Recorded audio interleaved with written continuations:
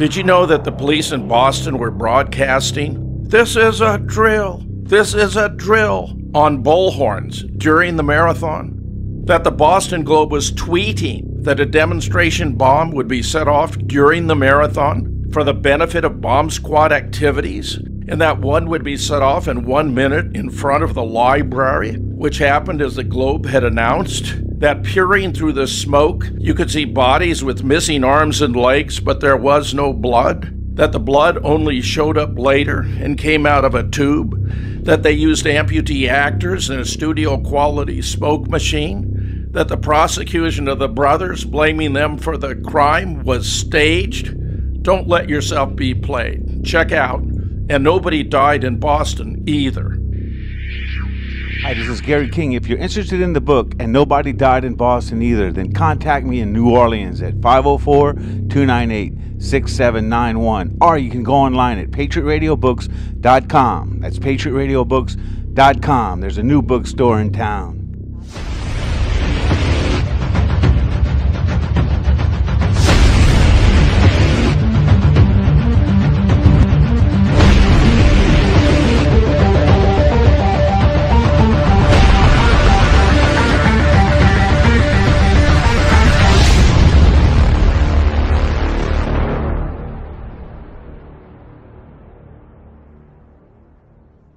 All right, welcome to the new JFK show number 146. We've got Larry with a presentation tonight, but before we say anything, we want to make sure that you are aware of the new books coming up about JFK, and they're going to be at Moonrock Books and Patriot Radio Books. All right, so be aware of that.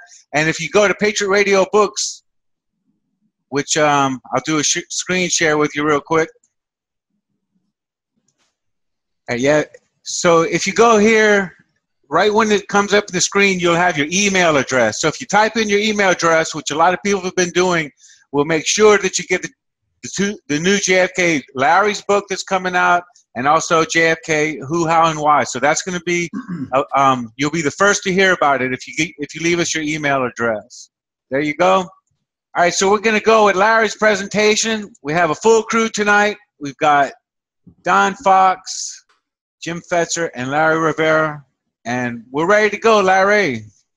Hey, Gary, Don, Jim, and everybody. Well, this is just a quick update on what's Blender's been cranking out, and I've never done this, but I want to. I know a lot of people, go through videos on YouTube and everything, and there's a lot of Blender, and sometimes maybe on a search. One of our videos might pop out because, you've got Blender in there. If you're a Blender artist and you're interested in the JFK assassination, then you need to get involved in this, because Blender is perfect for this, in rendering the 3D scenes. I've only been doing this for maybe eight or 9 months, okay? And I know that the learning curve is very steep, but there's a lot of really good tutorials and tutors out there for free on the internet. Okay. Anyway, this is our scene there of the Altgen 6 photograph, and this is the one where on the side that we picked where Maggie, because I believe Maggie or Ann Donaldson, whoever has the camera there, is very, very important. This whole deciphering now of the Altgen 6 photograph, and that's why the first scenes and the first compositions that we have done have included her, because she is sort of like a frame of reference, to sort of like give us an idea of what really this photograph contained that day, because a lot of people there seem to have been erased who were holding cameras, and we've never seen that film, Jim. So that's why she's important. Go ahead, Gary, to the next one. You guys can, kick in anytime. This is the doorway, which we're not even going to touch today. I don't even know.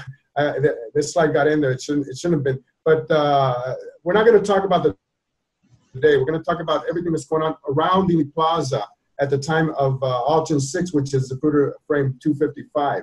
So that's the point in time that we're going to be referencing in this whole scene, but from different angles and different cameras. We've placed, I believe, 12 to 15 cameras, different cameras. And go ahead to the next slide, Gary. What we've done is follow Bob's map.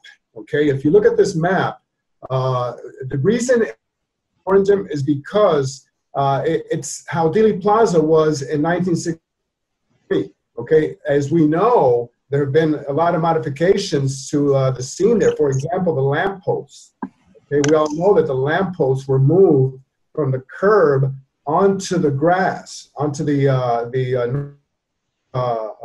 area there of the grassy knoll. You've noticed that, Jim, right? Going to Dealey Plaza as many times as you've been there? Yeah, they've also allowed the asphalt to build up on Elm Street. I mean, they've made numerous changes that are obviously reflective of consciousness of guilt, attempting to undermine serious students in their research on what really happened. Yeah. Somebody down there putting the X in the wrong spot all the time, too. Well, exactly. And I wanted that. Very good that you mentioned that, Gary, because with Blender, we can completely throw out any kind of doubt as to where exactly the limo was at 313. It's a frame 313. But I agree. There are other changes also. For example, Julius told me that some areas of land have been changed. You know, the topography there very slightly, but deliberately. I know for a fact sewer, not the sewer, but the storm drain. They built up about, I believe, a foot of concrete in there, where before, if you stood in there, you would come up all the way up to almost your neck. And then after they fill that out, you could only get there up to your waist. Okay. And that was discovered by Penn Jones and other researchers. So, yes, there have been a lot of changes. And that's why this map in particular is extremely important for what we want to do, because we're going to use it as a reference image. And as a reference image, as you can see, this is actual architectural schematic, Jim. And all we have to do with Blender is start our excuse me? Now, Cutler did complain that they altered some of his numbers and figures. Yeah. But with this map of Dealey Plaza, we can recreate and we can reenact the entire scene as it was on November 22nd, 1963. That's why this map is so incredibly important. Go ahead, Gary. And as we start to get to yield information from the map, this is what is starting to come out. As you can see, we filled out a lot of the models here on the Option 6 and done scaling and positioning and everything. You can see even the flags, the presidential flags, have already been installed in there. But I'm leaving Clint Hill for the end. Okay. Anybody who asks, hey, where's Clint Hill? Okay, yeah. I know he's not there. Okay, but he's going to be there. And also, as the models are not exactly the same as what was in use that day. For example, that Cadillac is a Eldorado. Okay, but for the purpose of setting the models and the positions and the shadows and everything, it's perfectly okay. Go ahead, Gary, to the next one. Now, this one just came out today, and this is what Marie Muchmore would have seen, okay, from her perspective. Now, we know that her video comes out later on, at 313, as a crew of 313. But this is what she would have been filming from her position over there on that, next to the reflecting pond over there, where she was overlooking the plaza. Okay, and as you can see in the background already, we have Mr. Z. Okay. Yeah. and the thing there where he was standing there on the embankment, and the picket fence and everything, all these models, the trees and everything have already been installed here. And in fact, the sidewalk is an actual texture from that particular area in Dealey Plaza that I got from Google Maps. All right, so Larry, so what you're saying is that this is, if Mary Mormon would have been taking a picture at this instant, this would have been the same. No, not Mary Mormon. I haven't added Mary Mormon yet. Marie Muchmore. She took up. Oh, yeah. This would be like the Muchmore film, yeah. Yeah, which was almost like the Knicks, almost the same perspective as the Knicks, but a little bit more to the right. But she was over. Yeah, she was over there on the I would say the west part of the reflecting pond there, and that's where she took her film. And on the infield. Okay, but Zapruder, in fact, Zapruder would have been right across from her. Exactly. Okay, go ahead on the next real quick. And this is the view from the corner of the picket fence. Okay, so anybody who would say, hey, shots came from there at that time, I'm afraid that the concrete abutment there would not have permitted a clear shot. Nice case of falsification, like showing the view from the sniper's lair with a massive tree in between. Yeah. Clearly undermines the hypothesis any shots were fired from that location. And the trees are there in the same position as dictated by Cutler's map. So those are completely accurate. As you know, that area was in shadows. If you look at the Knicks film and the much more, you'll see that area there's a lot of shadow created by those trees that are lining the picket fence. Go ahead, Gary. Quickly. This is what LBJ would have seen. Okay. And I thought I'd bring this one out. It's pretty interesting because he would have had he not ducked. Let me add, this is what LBJ would have seen had he not ducked. As we know, in the Alton 6, he was ducking. So, but from his point of view in his car, this is what he would have been able to see.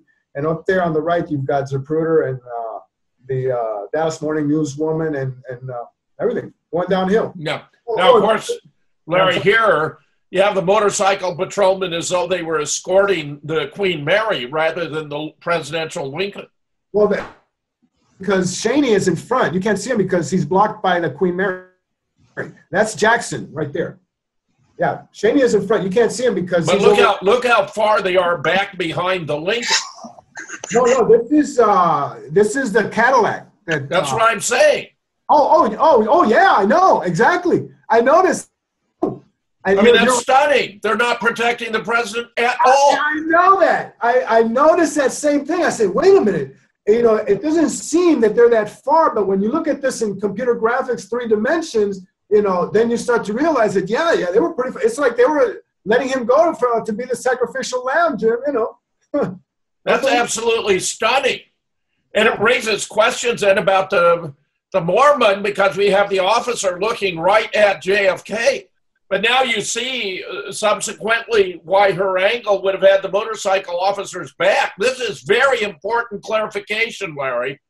Yeah, well, Cheney is still up there next to the JFK limo here. He's in the front. Yeah, he's in the front there. He's still in the front, okay? What these from left to right are Martin, Hargis, and Jackson. Okay, Cheney. But it's pretty damn peculiar that the 4 of them are not remaining in a formation protective of the president. However, minimally, given they were instructed not to ride ahead of the rear wheel. Yeah, I know, and they're pretty far back. Yeah, I know. I would have thought, because in the Zapruder film, you can't really appreciate that Hargis and Martin are really that far away. But here you can. Is this Cheney right here? No. That's yeah, JFK. Right. Yeah, right. Well, no. That's JFK. That's JFK. Cheney is blocked by the agents. Right so there. You just can't see him. Okay. I was going to say the guys on the left are a lot farther up. But yeah, well, those are Martin and Hargis. The guys in the way of the shots are nice and clear of the limo. Yeah, they're more abreast with the Queen Mary than with the JFK limo, which is what Jim is. Yeah.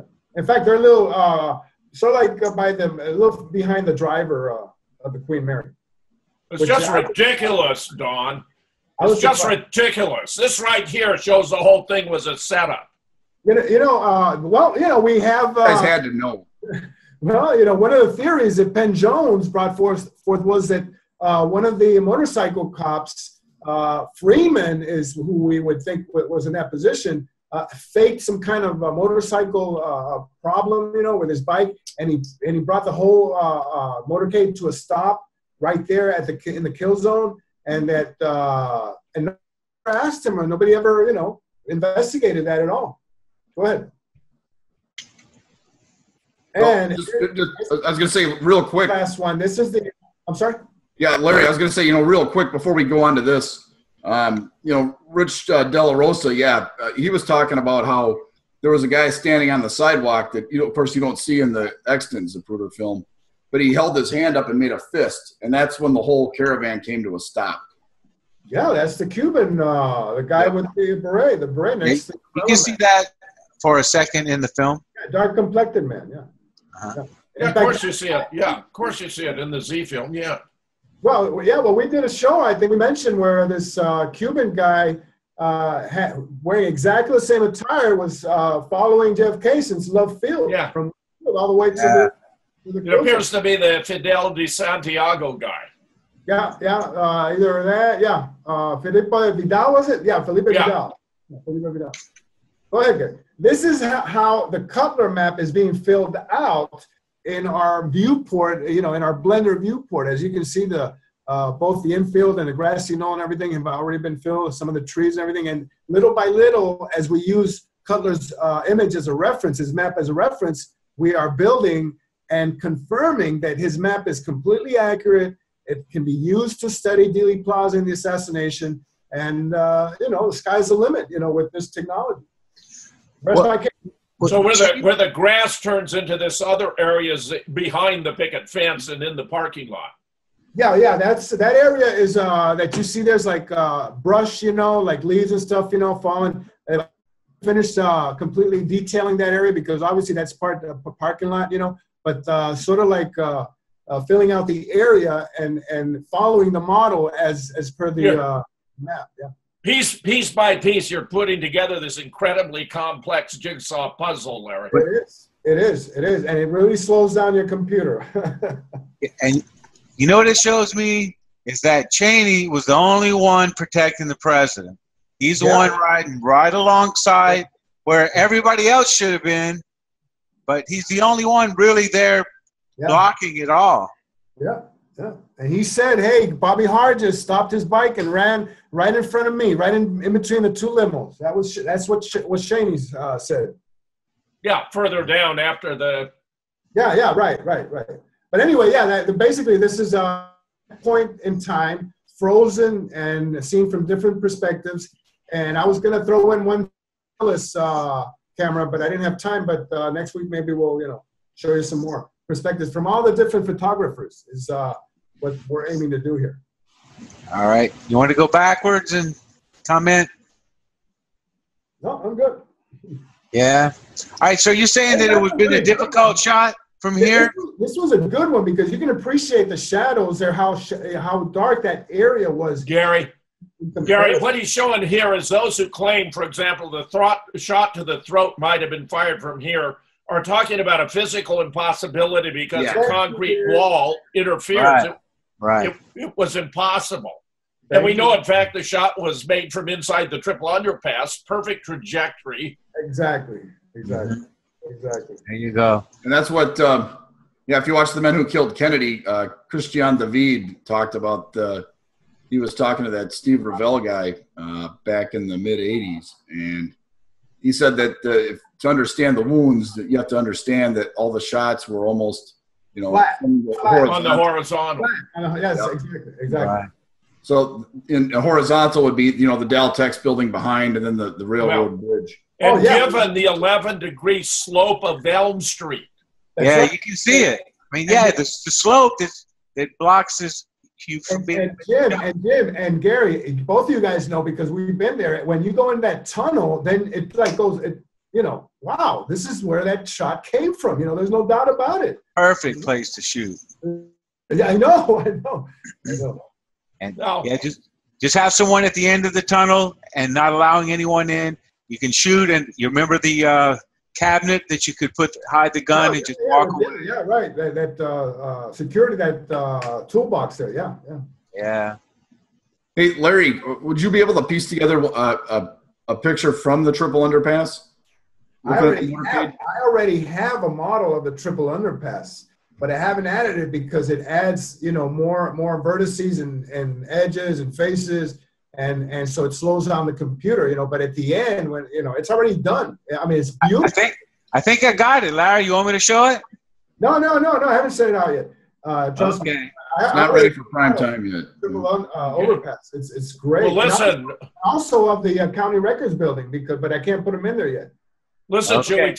should we take our break at this point then? Yeah. Yeah, I think it's a good spot. Okay, stand by. We'll be right back. Did you know that the police in Boston were broadcasting, "This is a drill. This is a drill," on bullhorns during the marathon? That the Boston Globe was tweeting that a demonstration bomb would be set off during the marathon for the benefit of bomb squad activities, and that one would be set off in 1 minute in front of the library, which happened as the Globe had announced. That peering through the smoke, you could see bodies with missing arms and legs, but there was no blood. That the blood only showed up later and came out of a tube. That they used amputee actors in a studio-quality smoke machine. That the prosecution of the brothers, blaming them for the crime, was staged. Don't let yourself be played. Check out. And nobody died in Boston either. If you're interested in the book described by Dr. James H. Fetzer, then contact me. My name is Gary King. I live in New Orleans, and my number is 504-298-6791 if you'd like to come by the bookstore, or you can go online at patriotradiobooks.com. That's patriotradiobooks.com. We're back. All right. So we're back in full screen mode at the moment. Anything we want, closing marks on Larry's presentation? Anything left to say about it? No, I thought it made a nice juncture of separating Larry's wonderful developments of his studies using Blender from the rest of the show, Gary. So I would proceed with your agenda. Yeah. All right, here we go. I just wanted to say real quick, Larry's doing some groundbreaking work here, piecing this thing together. And there's a lot of frauds and shills in so-called JFK research, and Larry's actually putting the pieces together. So this is very big stuff as to what actually happened. So he's very modest. Yep. He is the best JFK researcher in the world today, actively pursuing the case on a daily basis. Now, we have a lot of heroes that have come over the generations, but at the moment, nobody is kicking butt more than Larry Rivera, and there's no doubt about it, and we're lucky to have him on our team. He actually makes it easy for us. The people that say the Zapruder film is legitimate and unedited, they're not going to have any credibility whatsoever. Yeah, when we're done with that, yeah. They don't now, but Yeah. You're right. Frankly, I think they've discredited themselves long since, but it's marvelous to get this kind of confirmation. Thorough, meticulous, is scientifically precise. It's simply brilliant work. I love it. and it's reproducible. Anybody with the Of course. data, yeah. Absolutely right. And that's what we want. We want those young kids to, get involved and start, doing some of this. I mean, yeah, there's probably somebody that's better at Blender than Larry, but they're not doing JFK stuff with it. So That's, I'm only scratching the surface. All right, fellas. Y'all still with me? yep. Yep, we're here. Oh, okay. I'm sorry. I just heard a lot of silence. Okay, so we're going to move on to the second part of our show. This one is some of the top-rated videos. These are my top 10 videos that I recommend. And I think, wait, hold on. I'm going to edit this out because I gave away the ending. All right. We didn't notice, Gary. We're waiting with our breath abated. All right. I'm just going to start over right here. All right, we're going to move on to the second part of the show, and this is the top 10. This is my top 10 videos that I recommend, and we're going to ask everyone else what they thought theirs were. But one of the videos that had the biggest impact on myself was actually produced by John Barber, who was one of the very first talk show hosts, one of the most successful TV personalities of all time. And do you remember John Barber before the JFK stuff, Dr. Fetzer? No, actually, I don't. But I can't account for that specifically. I was, of course, in the Marine Corps in college, then commissioned, and then in the Marine Corps, and anchored out in Kaohsiung Harbor when JFK was whacked. I'm unfamiliar with John Barber's work from that period of time, but Judith has been featuring him at the conference, I believe. Yeah. John Barber was a writer for Real People, that TV show. Yeah, I never saw it, to my knowledge. Oh, with Lynn Purcell and when I was a kid, everybody watched that every week. So must be a generational thing. Yeah. Well, he hosted one of the very first talk shows along the Johnny Carson lines. You know? So there you go. So he produced the Garrison tapes, and I know Larry's talked about this one before, and I know Don's talked about it. But this one, for me, really, really drew me into the case, where I just had to know more. So. And of course, it helped that you were a resident in New Orleans and you knew about Jim Garrison up close and personal. Right, and he talks about the CIA involvement, and this is what he's looking like, and you can tell in his eyes, man, it's been a long, hard road to trying to bring justice to the case. And like I said, this tape right here, they have Jim Mars is in it. Harold Weisberg is in this tape. So what do you think about this one, Don? You know, I haven't heard the whole thing. You know, I've caught some snippets here and there of it, but I've heard Black Op Radio devote quite a bit of time to, you know, talking about this. And yeah, there's quite a bit of good stuff in there. I would probably recommend this. Yeah. What do you think, Larry? Oh, this is a personal favorite. I can't speak more highly of this one. You know, it's a must see for anybody who's serious about the JFK assassination. It is still completely relevant today. There's very little here that I would change. And, you know, like I said, this is must see for anybody who wants to know about the assassination. And Jim Garrison had it right from the beginning. You know, that's why the government feared Jim the way that they did. And they put all of their resources, media, and the CIA and the government to, you know, to oppose him. And they were successful. However, Jim was able to lay down the foundation for future researchers and historians. That's why this one is so important. Yeah. He even casually said that Lee Harvey Oswald was standing in the doorway watching the parade. Oh, yeah. He really said that. So he did have a lot right from the beginning. He didn't have it all, but he was a naive man, and he was a brave man, and he was a surprised man that people that he had worked with, like he actually worked for the FBI. He was a former military. And Gary, I also want to add that even governors undermined his investigation. Yeah, Ronald Reagan. Yeah, Ronald Reagan. You know who it was? It was Allen Dulles that Ronald Reagan didn't allow him to subpoena.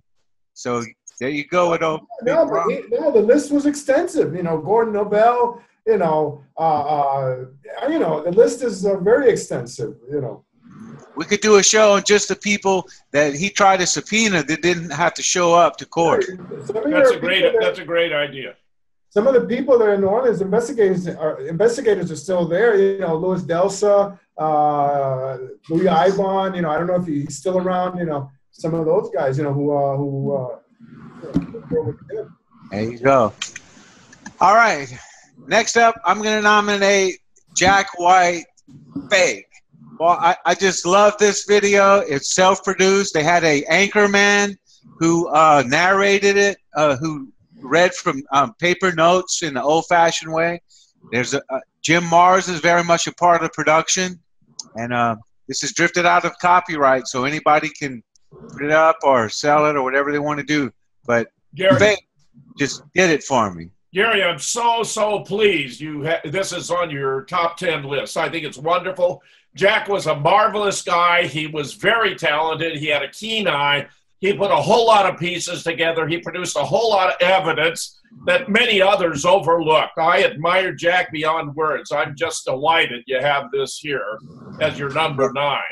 Yeah, I tried to find the picture with Larry Rivera and Jack White and holding up his fake. Was that what it was? Fake? Yeah, that was in 93, yeah. 93, wow. Can you imagine if Jack White would have had Blender? Yeah, terrific. Yeah, Jim. Jack would have said of all this stuff, you know? Well, you know, I bought Jack a DVD player, and when Tink Thompson began attacking me, they were inviting me to give a rebuttal, and they asked that Jack bring his DVD player down to the hotel. And while we were inside the hotel, they had the vehicle broken into, and they stole his DVD player. Oh my God. That's the low depth of Josiah Thompson.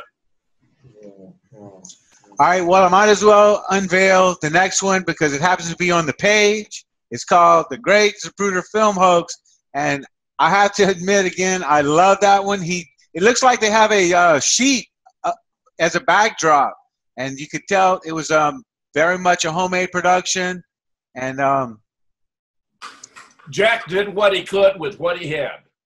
yeah. And he got this out, and I've seen it so many times. I have to admit, I've seen fake. Sometimes when you go to sleep at night, you just put on something like that and kind of drift off, you know. Before Gary, you go this is wonderful. This is wonderful. This is a great idea. All right, so this is this came from the Great Zapruder Film Hoax. I believe that's in there, and it's Right, also sure. He had the Zapruder film from A to Z, and he laid out all of his evidence in a very stunning chapter. Yes. Yeah, in your book. Jim, I want to ask you, when I've already put the Zapruder in the blender scene. Should I put Marilyn Sitzman like this, as she is there? Well, I was going to make that remark, Larry. I was going to make that remark earlier when we were looking at Zapruder on the pedestal, because I was going to say, well, where's Marilyn, who was blocking his view? Yeah. Because as Jack noticed, he would have had to have shot right through her in order to get the videos that are attributed to him. Wow, I can smell a blender photo coming up on that one. Wow, great observation. And all right, this one is I have so many of them, but revision of evidence. Evidence of revision. I'm sorry. Evidence of revision is the ultimate. We don't even know who really did it, but right. It was just a person who had access to all of these tapes and all these videos and newscasts, and he put in 9 hours, like 9 parts, an hour apiece. And the first one's all about JFK. They showed Jack Ruby. It's where I saw Peter Jennings bumping elbows. And he tells the story without one word of narration. In fact, Dr. Fetzer and I have made many, many shows based around the video in this. And it also talks for itself. There's just no narrator, but you hear Jack Ruby's lawyer. You hear Jack Ruby. It's just an amazing. It is a brilliant piece of work. And here you see the description, evidence of revision proves once and for all that history has been revived even before it was written. Yeah. So, Don, you have to have seen this one before, right? This one I have not seen. Oh, the ultimate, the granddaddy. What about you, Larry? Yeah, this one is in many parts there on YouTube. Am I correct on this? Oh, yeah, it's got 9 parts, but it goes into JFK and Lyndon Johnson. You want to know about Lyndon Johnson? This is the one that I used where I discovered the blowout in the back of the head on 343, on Z343. I think it's actually 6 parts, Gary, but you're close enough. 6? Close enough. And there's LBJ in Vietnam. And, boy, he's pointing to LBJ with news clips and speeches from LBJ saying we've got to invade. We've been fired upon at the Gulf of Tonkin. The one that has 9 parts is the men who killed Kennedy. Oh, okay. Yeah. You know what? We're going to probably get some fan mail saying we should have included that one because I forgot to put those. Yes, absolutely. Absolutely. Might be in trouble. But anyway, Larry is completely aware of how serious this video is to watch, and it tells the story itself. And we've used it a million times in our audio and video creations. Okay, this is another one. That's kind of controversial. Yeah. This is Hanky, right? Yeah. Yeah. This is JFK 2, actually one of the most viral videos to ever come out of JFK. We're talking about this one has millions upon millions of views. I mean, who is it? Webster Tarpley, he has it on his site. Have many people, and Hankey's never made $1 off of this. He just said everyone can have it. You know, it's even been on Netflix. Yeah, it is on Netflix. He makes money doing that. That's old Hankey right there. He was on the Richie Allen show recently, and he was on my show, Patriot Radio. So y'all keep an eye out for that video. It'll be coming up. So. Well, John is a very extremely knowledgeable person, and he goes deeply, into his research, and I know he was doing the trust shooting and everything, and I think he's kind of a lightning rod, but he is thought provoking, I guess. Look, when it comes to George H.W. Bush and Dealey Plaza, Hankey is all over it, and he made a very good video. I think he's gone overboard in attributing the assassination to a man who was a manager, a coordinator, but wasn't the power behind the scene. So that I've had differences with him about his overemphasizing GHWB over LBJ. Right. And you know what? That's why I love you guys, because y'all are controversial and you don't agree with each other, but at least we respect each other. But regardless of that part of it, John Hankey has done a lot of work as far as George H.W. Bush. I mean, we've had Hankey on this show. Yeah. Yeah. What do you think, Larry? John's a good friend.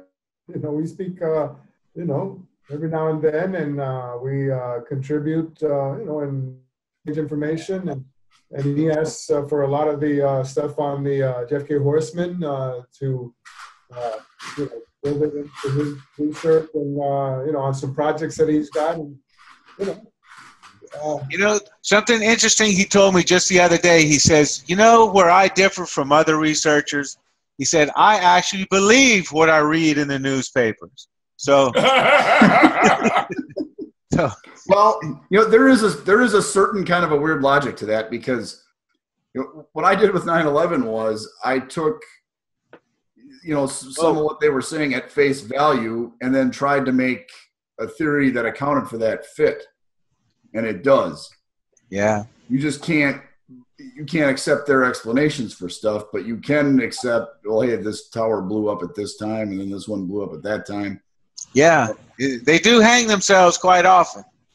Well, you got the Terror Timeline by Paul Thompson, who just takes all these public sources and puts together a whole timeline that is extremely revealing from what was published in the paper. Little nuggets of truth here and there that put together and create a composite, a mosaic that is highly revealing. Yeah. So, overall, count me as a Hankey fan. Yeah. Me too. Yeah. All right. Now, one of the most unusual videos to come out, which was not a production, was Jim Garrison being allowed to respond to a hit piece by NBC with Walter Sheridan. There were, I can't remember all of the people involved. Hugh Ainsworth. There were a lot of people involved in making this video that basically claimed that Jim Garrison was a complete nut. And he was given 30 minutes to respond. And boy, he comes out swinging from the very beginning, calling the Warren Commission a fairy tale, and it starts to explain why it's a fairy tale. Larry, I know you love this one. Yeah, because an elephant can hang from a cliff with his tail tied. I do a daisy. Yep. Yeah. He says, some of these things, it is possible, just like it is for an elephant to hang from a cliff tied to a daisy. I love it. Too much. Don? Yeah, that was, big fan of Garrison. Yeah, I enjoyed this one quite a bit. A lot of good knowledge there. Yeah, and he was going up against the people, and this was the first time people had heard this now. This was things that we talk about in passing. We were hearing for the first time when Garrison was allowed these 30 minutes. I don't think it would ever be allowed to happen again. Probably not. Yep. I was going to say it, yeah. Ever again. So, all right. Oh, yeah. Larry, take over from me. Talk to me about Rush to Judgment. You know, this, you know, thank goodness that Mark Lane did what he did, and he went and rushed to Dallas, you know, being guided by a lot of people like Shirley Martin, you know, because Shirley first went and did all the legwork, you know, and found out where all these witnesses were, you know, and then she, you know, got in touch with Mark, you know, and then, you know, that's how he got down.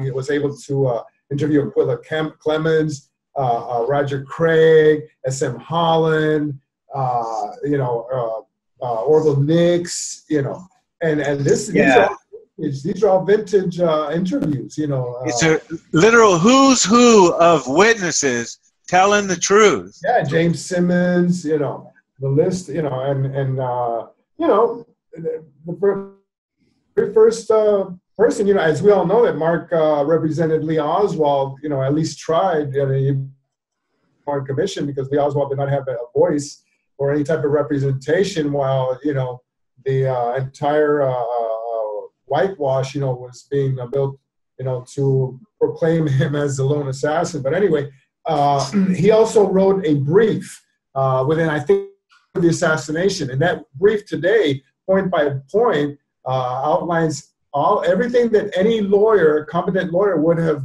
brought to a trial. Okay, and so the contributions of Mark Lane, you know, during the early time after the assassination, the mid '60s, and not even though he had a lot of differences with other researchers, but you know, his work speaks. So, Don. Okay, Mark Lane is a rather complex topic, and yeah. there's a lot more to this movie than meets the eye. I guess we'll put it that way. And in a future show, I'll have a full breakdown on this and all the stuff involved therein. Yeah. What'd you think there, Dr. Fetzer? Well, Mark Lane was a path breaker, did a lot of brilliant work. In his book, for example, he has an appendix about the hypothetical question that was asked by Arlen Specter of the physicians in order to conceal what he knew they would otherwise testify to, namely that JFK had a wound in the throat that was a wound of entry, that the bullet had been coming toward him, that just as he explained during the Parkland press conference. So to circumvent that, Arlen Specter asked Malcolm Perry the following hypothetical question. If we assume that the bullet entered here at the back of the base of the neck and that it passed through the neck without hitting any bony structures and came out here at the front of the neck, would that be consistent with describing this wound in the front of the neck as a wound of exit? To which Malcolm Perry replied, yes, it would be, but that he was not in the position to vouch for or verify the assumptions he'd been asked to make. Yeah, that's good. All right. Okay, help me out, fellas. See if we can get this right. All right, Mark Lane interviewed witnesses from these locations. Is it down here? There was the guy that was on top who was watching the parade. I can't remember his name. He had the 3 railroad men that he interviewed. Yeah, S.M. Holland, James Simmons. He interviewed both of them. They were standing right there. Dobbs? Wasn't it a guy named Dobbs? Yeah, also, yeah. Gary, there's a catch. Don noticed that we don't have a lot of time left, believe it or not. I think you've got a great sequence here. We want you to be able to cover it. Yeah, all right, well, let's, we're almost there. Okay, so then didn't he interview the Muchmore? And then there was, let's see, who else? Yeah, Mormon. Yeah, I think he did Mormon and Hill. Yeah, and then we had Charles Brunson. Yeah. So he interviewed a lot of people that were really right here. So, all right. And that's him in action right there. Really laying out a lot of stuff for us to look at now. Okay. Dr. Fetzer, go ahead. Well, it's a masterpiece. Had Jack Valenti not campaigned against it, where Valenti was an aide to Lyndon, who married one of the secretaries Lyndon had impregnated, in order to cover it up. It would have won Best Picture. It certainly deserved it. It's only flawed in 3 respects, but it's by far the most accurate, comprehensive, and complete presentation of what actually happened in Dealey Plaza ever presented to the public through the mass media. He wrongly assumed the Zapruder film was authentic. He did not realize that Lee Oswald was in the doorway, both of which can be attributed, I believe, to one of his advisors, Robert Groden. And in addition, he only posited 3 hit teams where there were at least 6 and possibly even 7. Absolutely. Don, isn't this the one that woke you up? You told me that this is the one. Yeah, this is the one that totally changed my worldview. Yeah, this movie is a groundbreaker. Was a groundbreaker. You know, it still is. There's a lot of people. You know, there's a newer generation now that have never seen this movie. And if you're just getting into the JFK case, I tell people this is probably the first. This is probably your best place to start right here. Yeah. If you want to get up to speed with most of the main players and who's who and who was where, this is a good place to start. Yeah, the characters. You're right about that. All the characters. You know, who's David Ferry, and you know who was Clay Shaw, and you know. Does it look like a bunch of communists would be here in the middle of this federal building, in the middle of the FBI, CIA headquarters? Yeah, ONI. Yeah, here's ONI over here. CIA, what's going on? FBI. We got Guy Banner's office here. We got 544 Camp Street here. It's the same building. You know, you gotta love them. So, isn't that a strange place for a communist to be handing out literature? Yeah. I just want to say that some of the older actors like Jack Lemmon and Walter Matthau, you know, were just Ed Asner. They were just excellent in this movie. Ed Asner did a phenomenal job in that movie. You know, you know, Did y'all know that Ed Asner did a audio book of On the Trail of the Assassins? You can get it online, and it's him reading every word.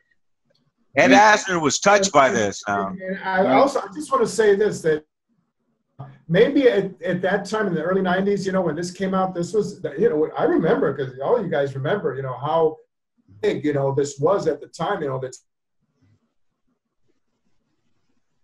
and they tried to, you know, shoot this one down. Before it came out. Yeah, and they couldn't, you know, and all these reports on Newsweek and Time and everything, you know, saying that you couldn't trust Oliver Stone, that he had smoked too much weed when he was in the Army and blah, blah, blah. Yeah. You know? And strange. You know, and I did a short presentation to our group a few years ago, and the first thing that I asked the kids, has anybody, you know, has anybody seen the movie JFK? Nobody raised their hands, you know. So I said, well, this is where got to get going. So, yeah, I think it's safe to say that without the movie JFK, of course, you never would have had the Assassination Records Review Board in 96, 97, 98. Probably this show wouldn't be going on still were it not for the movie. And even notwithstanding that Bush was in office, you know, he still could not prevent the ARRB from coming in. They had to do something, yeah. So they well, we're not going to reinvestigate the case, but we're going to release records. So, yeah, he did refuse to appoint the members to the civilian panel, which had to await the organization of the incoming Clinton administration, and delayed it for 18 months to allow the agencies affected to clean up their files. Yeah, and even though it was not an investigation per se, they were still allowed to bring in witnesses, you know, and interview them and get them on. Oh, yeah, they took all kinds of depositions, and Doug Hort, of course, has done his masterful job of compiling, synthesizing, analyzing the results in his brilliant 5-volume set Inside the ARRB. That's right, and the volume 4, which tells you all about the Z film. Now, there's this wild and crazy guy that made the best video out there, I believe, and it's the Newcomb tapes. Oh, our very own Larry Rivera. JFK Horseman, yeah. And it's called the JFK Horseman Part 1. I'm proud to have been a part of getting it up on YouTube. Yeah. And You actually hear each and every motorcycle officer describe what they saw separately, not realizing that they were that the other motorcycle officers had been recorded being asked the same question, and they all said the same thing, that the limo came to a stop, that the Z film had been cut up, and it's just, if you haven't seen JFK Horseman Part 1 and Part 2, there is no better show, especially free. Gary, I think your hourglass has stopped working. Don's keeping us tabs on the time, but no. What happened? Yeah. Well, we got one more to go. What? So you got more than one, don't you? You haven't been through all 10, have you? Almost. Okay. We have two more. Go ahead. All right. So, Dr. Fetzer, talk to us about the Newcomb tapes and Larry Rivera's research. Well, it's completely sensational because Fred Newcomb had conducted interviews with 4 motorcycle escort officers seen here, Martin, Hargis, Jackson, and Cheney, and their supervisor, Stavis Ellis, and it had just lain dormant. It had roughly been lost to history. And when Larry rediscovered it, he did a very thorough, meticulous job of interpreting the audio tapes themselves, which was no mean feat in and of itself, just to get the text right, and then went about analyzing the implication of what they had to say. And I agree with you completely. This is sensational stuff. And it really has been a giant step forward in understanding everything they had to conceal, everything they had to cover up, why the Zapruder film had to be so massively edited, not merely to black out the blowout at the back of JFK's head, but also to conceal the limo stop because it would have been such stunning evidence of Secret Service complicity in setting him up for the hit, and all the activities that ensued, including, as Larry mentioned previously, Bobby Hargis parking his bike, running between the 2 vehicles toward the grassy knoll, Officer Jackson motoring up the grassy knoll itself. We have, Sam Holland talking about seeing him do that. We have the marks in photographs. You can see where the bike was taken up the hill, but it's been lost to history until Larry rediscovered it. This was sensational work. 5 members of the Queen Mary unloading, surrounding the presidential limousine long after it would do any good, taking a chunk of skull from a little boy, throwing it in the back seat, and then proceeding on to Parkland Hospital as though they had a sincere concern for the state of being of the President of the United States. Yeah. And nothing of that is shown on the extant Zapruder Nix or much more films. None of it. That's right. First they edited the Zapruder, and then they used it as a guide to editing the others. They weren't quite successful. For example, if you compare the Zapruder with the Nix, you find that Jackie goes further back out on the trunk and that Clint comes further forward than you find in Zapruder. Yeah. It's amazing. Don, quick, go ahead. I'm a big fan of Larry's work, and maybe having him on the show here, maybe we're not the most objective reviewers of Larry's stuff. Yeah. Well, no. Hey, it's our opinion. It's our opinion, and it's completely true. None of this would have been possible had Tom, not provided me with the tapes, because he saw my presentation in Santa Barbara. He said, and when he found out that I was doing research on the motorcycle cops, he contacted me and said, "Hey, are you interested in this?" And I said, "Heck yeah." Yeah. And okay. Those tapes. How fortuitous can you get, Larry? Yeah. All right. So the next one is from the Santa Barbara conference. It's Ralph K talking about Lee in the doorway. He meticulously goes through every detail, the way he clasps his hands, the shirt, the 5,000 ways that points of similarity. It's just great. You were there, Dr. Fetzer. You put the whole thing on. What do you think? Oh, yeah. Well, Ralph owes – well, the world owes a tremendous debt to Ralph K. It was he who contacted me after I'd published about JFK, What We Know Now, and he pointed out that the right way to, I was talking about the version of the blow up of the Alchin 6 that was featured on a John McAdams website, and where you could see the face was had been wiped out. And I thought that at that point in time that had to have been Lee Oswald. And Ralph corrected me and said, no, and we can actually tell which is Lee from the height, the weight, the build, the shirt, the overshirt.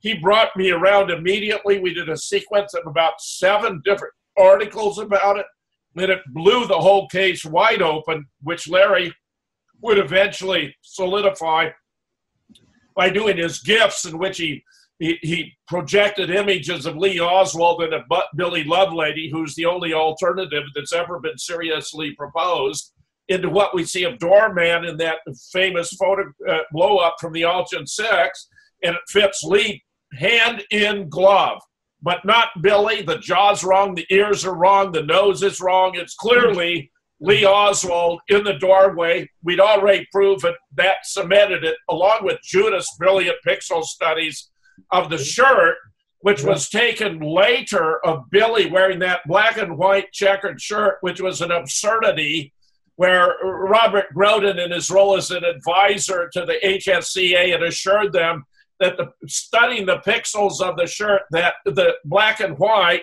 the black and red checkered shirt was a closer match to Doorman than was Lee's shirt, which was completely absurd, completely phony, blows his cover, shows that from way back when, Robert Groden was working the other side of the street. No question about it. I wanted to just mention that what I liked about Ralph's video from the beginning, remember when he did the analogy of the boxer, that when you have a boxer and you've already cut, hit him, in a way that you cut his eye open, you need to keep attacking. Yeah, you keep hitting. That's right. And well, Ralph has suffered a lot of slings and arrows, but he's been more right than wrong, and he's made major contributions, whereas those attacking him have significantly not. They have websites dedicated to discrediting Ralph Sinkay, and that's all they do. So that ought to tell you what kind of good work he's doing. Well, Ralph fights a battle on many different fronts. He's scouring, all the websites, the chat rooms and whatever, the forums, and he's taking on the enemy, all the time, and his blogging is read by a lot of people. James' book out alone is got to be one of the biggest contributions that there could be. And that, come on, that tells us a lot. Yeah, that. Don't forget that was a network of researchers who worked with Ralph in doing this. Obviously, I'm not going to mention any names or anything, but there are a lot of people helping the OIC and the researchers and the stuff that we do. We get a lot of emails. Yeah. All right. The final one we have is a video that Dr. Fetzer and I have done, and it's our most successful video. It's got about 250,000 views now. And you did say that the JFK movie did have a flaw to it that needed to be corrected. Well, I must say the JFK 50 does have a flaw in it. It's right in the middle of it, and it's when Dr. James Fetzer says it's probably Billy Lovelady in the doorway. And since did I say that at the time, Gary? Yes, you did. Absolutely. I'm shocked. I would have said that even then. Fascinating. It's in there. It's got fascinating views, no doubt about it. So this one is a pretty much it proves it's the principle of scientific reasoning that when you get new evidence and new hypotheses, you may have to revise your previous conclusions, reject hypotheses you previously accepted, accept hypotheses you previously rejected, and leave others in suspense, which is what we have been doing as dedicated students of JFK. And what that really means is Dr. Fetzer's man enough to let you know if he's wrong, and he'll change his opinion if the evidence warrants it. And it's a perfect example right here. So, of course, that warrants a new JFK documentary in the near future. So it does. We're going to have to revise that one. So, Don, you want to comment on this one? And Larry, before we go out? Well, of course, we're all big fans of Jim's work, or we probably wouldn't be on the show. I guess I would say this, I just want to talk quick about the one we left off here, and the men who killed Kennedy. We did briefly discuss that a couple of weeks ago when I was last on. Yeah, it absolutely belongs in this list. You couldn't have a top 10 list that excluded it. Right? Yeah, except by oversight. There's no doubt about it. I have to admit, I put this list together in about 10 minutes, but in 10 videos, it's impossible not to leave some out. Well, there's another one, too, I would recommend, which is executive action, which was, an early brilliant piece about the Dallas roots of the assassination, focusing on the role of the oil men who used to meet, at that hotel where Madeline knew all of them, as Lyndon told her. When she pressed him, he said, it was the CIA and the oil boys who had decided that Jack had to be taken out, which is the closest we come to a confession from the principal mover behind, the real mastermind behind the death of JFK. Absolutely. Larry, you want to comment on any of the videos or recommend one that we need to see?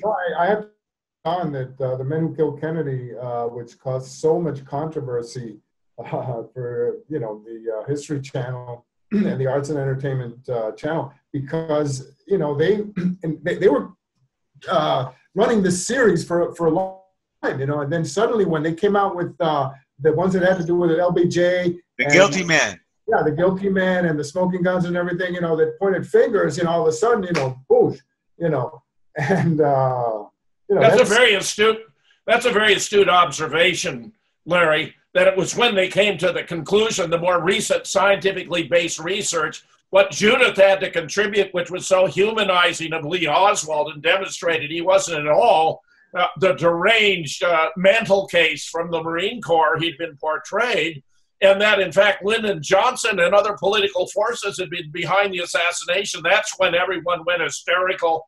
Jack Valenti led the charge. They had to take it off. They impaneled a group of 3 pseudo-historians, meaning one guy was a constitutional law from Wisconsin, another guy from Penn who was a student of urban studies, and then Robert Dallek, who's good on the history of the family, but massively ignorant of the assassination. It was a complete whitewash, just blowing smoke nonsense. Everyone was saying it was inconceivable that Lyndon Johnson could have been behind the assassination of JFK. All right. Okay, gentlemen, I guess we're going to call it there. Another great show. We're going to see everyone next week. Hope everyone had a good time like we did. Did you know that the police in Boston were broadcasting, "This is a drill, this is a drill," on bullhorns during the marathon? That the Boston Globe was tweeting that a demonstration bomb would be set off during the marathon for the benefit of bomb squad activities, and that one would be set off in 1 minute in front of the library, which happened as the Globe had announced. That peering through the smoke, you could see bodies with missing arms and legs, but there was no blood. That the blood only showed up later and came out of a tube. That they used amputee actors in a studio-quality smoke machine. That the prosecution of the brothers, blaming them for the crime, was staged. Don't let yourself be played. Check out. And nobody died in Boston either.